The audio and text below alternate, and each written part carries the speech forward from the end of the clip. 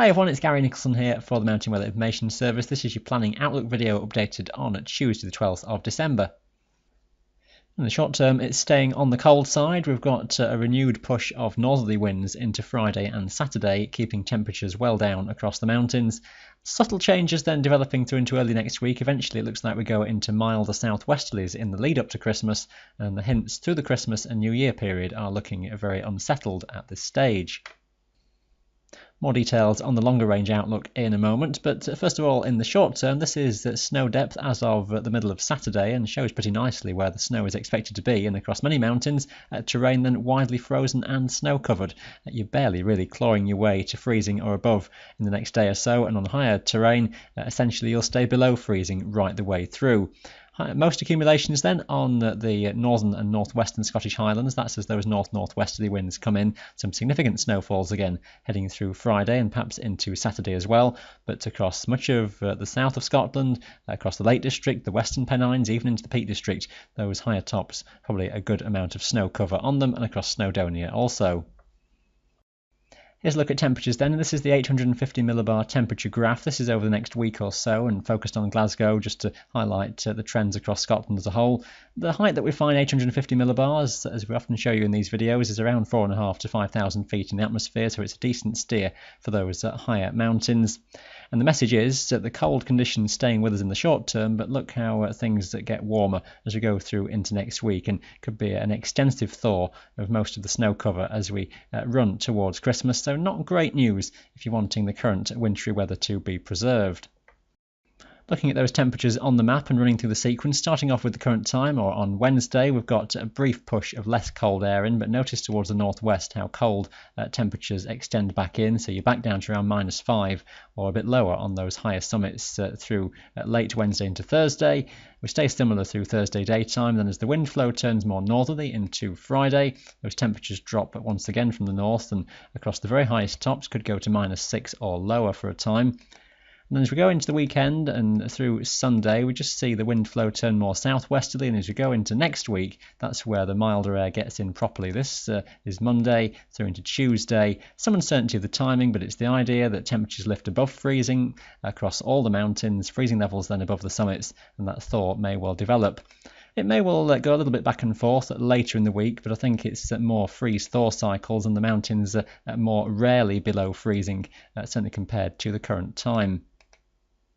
Let's run through the charts for the next few days, and on Wednesday we've got a rather turbulent westerly flow across the country, upland gales widespread across the hills of England and Wales, lighter winds comparatively across Scotland, but it's a showery day, some squally bursts, some snow and hail to low levels, pretty frequent into the Western Highlands, fewer showers further east, and then a zone of more organised showers, at times constant rain across England and Wales, and increasingly turning to snow and hail again as colder air tucks in from the Atlantic.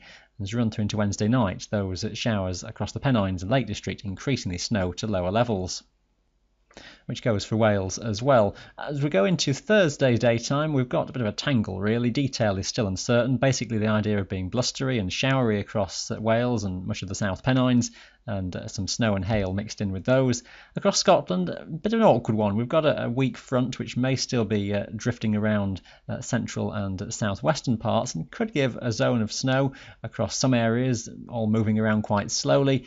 And a chance of some showers around coastal mountains in the north and west, but a good chance that much of the central and northern Scottish Highlands into the Cairngorms might just find a dry day, and within the centre of this area of low pressure you're seeing fairly light winds. It may be a pretty benign picture across much of Scotland through Thursday.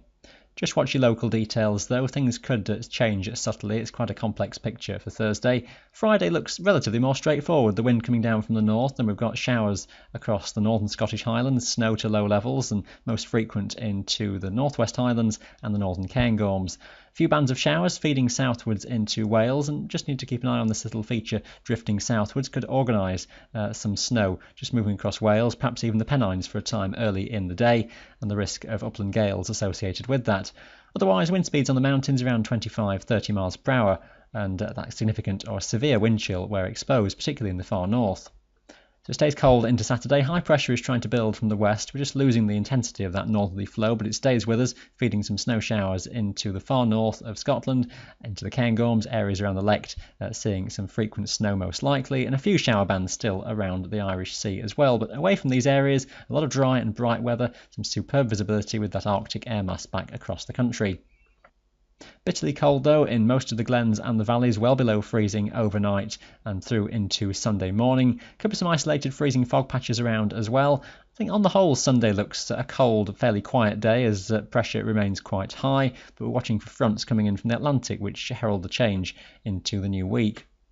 So there's the chart for the start of next week, with a ridge of high pressure extending from the Azores northwards towards us and pumping in at that southwest of the airflow, something we've not really seen for a good while now. Low pressure is very much over the North Atlantic. The jet stream is quite strong through this stage, and it's really being fired up by some cold air that's over the eastern side of North America at the moment, and that's generally a recipe for sending the jet stream and west-southwesterly winds in our direction. This takes you through midweek. Then you notice the area of high pressure we just mentioned towards the south of Britain, hence fronts being steered more towards the far northwest.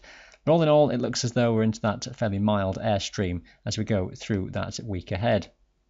Now, it's a long way to go, but this is the trend between Christmas and New Year. Then it's the pressure anomaly, and where we've got the green and blue colours, it shows that pressure is likely to be lower than average, the oranges and reds higher than average, and essentially it's a strong jet stream that's coming across the Atlantic through this period, driving quite a long way south into central parts of Europe, so bringing unsettled conditions, possibly stormy at times, with frequent gales, fronts coming in from the Atlantic.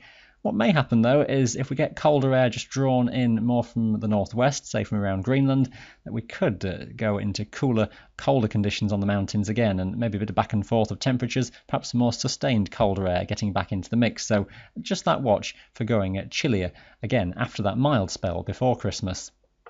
So plenty to get your teeth into there in that planning video today. We'll update that longer range outlook in this video again for you on Friday. Thanks for watching. Bye for now.